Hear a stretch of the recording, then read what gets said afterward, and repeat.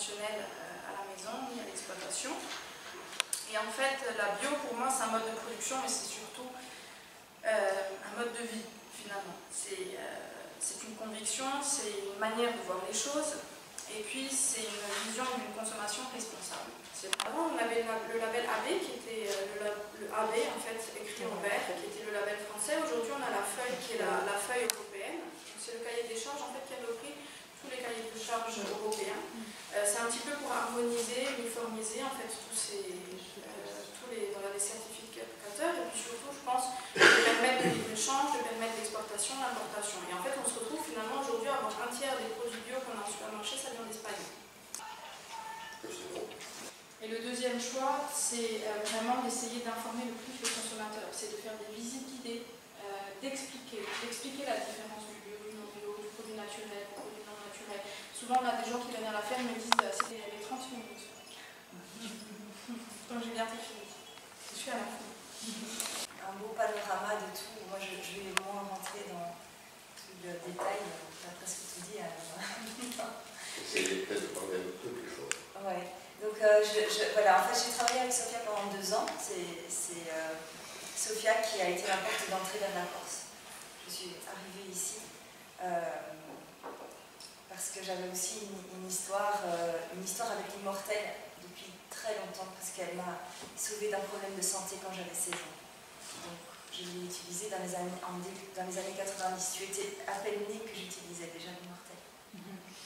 Oui. Alors je lui ai dit, j'ai envie de venir assister à la distillation immortelle parce que c'est très sacré pour moi, c'est très important. Et c'est comme ça que je suis arrivée la première fois en Corse. Ouais. Vous m'entendez tous? Oui. D'accord.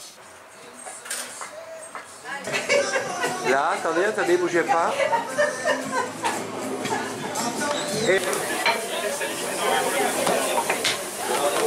Voilà. Oui. Allez, on fait un peu de cinéma. Oui. Voilà, c'est allez, on les y va. mentales. Alors là, les mentales. La mozzarella. Mozzarella. Mettre de parmesan. Bon, normalement. Attention, et là ça va au four. Hein. Là, ça va au four. Allez, on la suit. Oui. Oui. Attention. Oui. Et ça y est. Merci, monsieur le pizzaiolo. Ouais.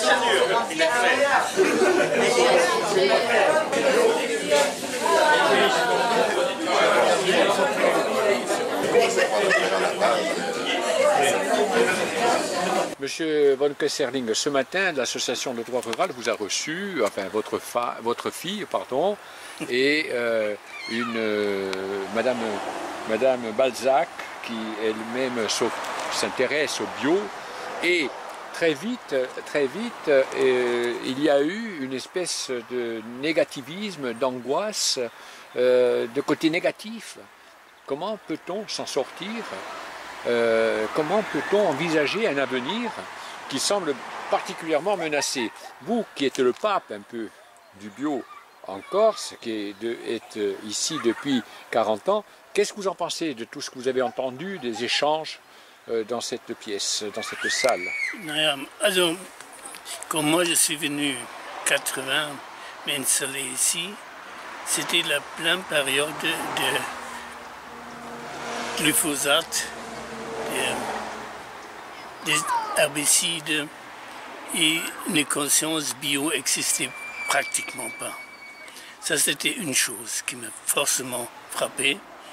Et je m'engageais tout de suite à une reconversion en bio. Mais la deuxième chose qui me fascinait complètement, c'était qu'on n'a pas exploité à l'époque tout le corps olfactif de la Corse. La fascination de Corse, c'était le cœur olfactif du maquis et toutes ces plantes, toutes ces richesses. Et ce sont les deux chemins qui sont ramenés relativement vite à la distillation des odeurs de maquis et à travailler avec les règles de l'agriculture biologique. Alors, y a-t-il une relation entre le naturel et le bio?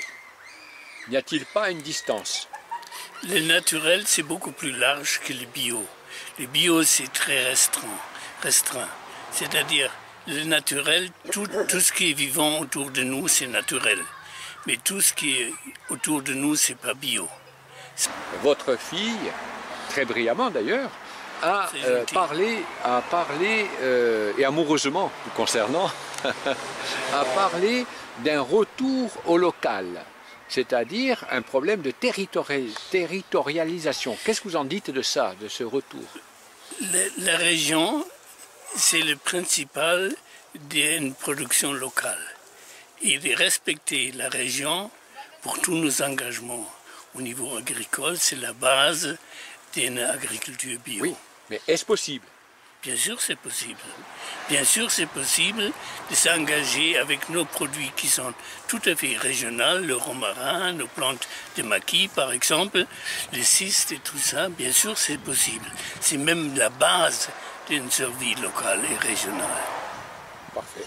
Alors, Monacoursi, qu'est-ce que vous avez à dire là-dessus? Là, on n'est plus sur le qualitatif, on est sur le quantitatif. Il est sûr que la population mondiale augmentant, le problème d'alimenter tout le monde va se poser de plus en plus. Mais pour en revenir à la technique du bio, ce qui nous est apparu ce matin, c'est qu'autant il y a un accord universel pour dire que le bio c'est parfait, c'est très bien, c'est plein d'avenir, autant dans la pratique, lorsqu'il s'agit d'exploiter, lorsqu'il s'agit de passer à une exploitation commerciale, parce que finalement, celui qui cultive en bio, il veut aussi, quelque part, tirer un petit bénéfice à la fin. Et vivre. C'est de plus en plus difficile, parce que les cahiers des charges ne mènent pas à cette pureté à laquelle tout le monde aspire, parce qu'ils en trouvent souvent la porte, si j'ai bien compris, les différents cahiers des charges, qui ne sont pas tous les mêmes et qui parfois n'ouvrent peut-être pas la même porte. Eh bien, il faut faire avec cette réglementation. Est-ce que l'avenir n'est pas dans l'éducation du futur consommateur? Et de commencer par essayer d'éduquer, de sensibiliser celui qui sera demain consommateur à distinguer ce qui est purement bio, ça c'est l'idéal, et alors que dans le commerce, il va rencontrer du partiellement bio. À différents degrés d'ailleurs, il y a la grande différence entre la production industrielle et la production locale, la production directe. L'avenir, il est peut-être là aussi, mais il ne pourra jamais être étendu à l'universalité. Les gens veulent vivre de leur exploitation. Et que s'ils vont faire uniquement du bio chimiquement pur, il va toujours avoir une différence de prix avec ceux qu'ils vont trouver sur le marché à demi-bio ou à quart de bio ou à trois quarts de bio. Et qu'en outre, il y a le paramètre du fait qu'il faut nourrir une population qui va aller croissant. Eh bien, il faut avoir, au début de tous ces écueils, il faut naviguer au mieux, mais peut-être parfaire surtout l'éducation du consommateur. L'éclairer et qu'il sache véritablement face à quel produit il se trouve lorsqu'il est dans les étalages d'un commerce quelconque. Il y a donc un problème de responsabilité. Il faut que les gens se prennent en main et essayent de savoir du mieux possible ce qu'ils achètent et dans quelles conditions ils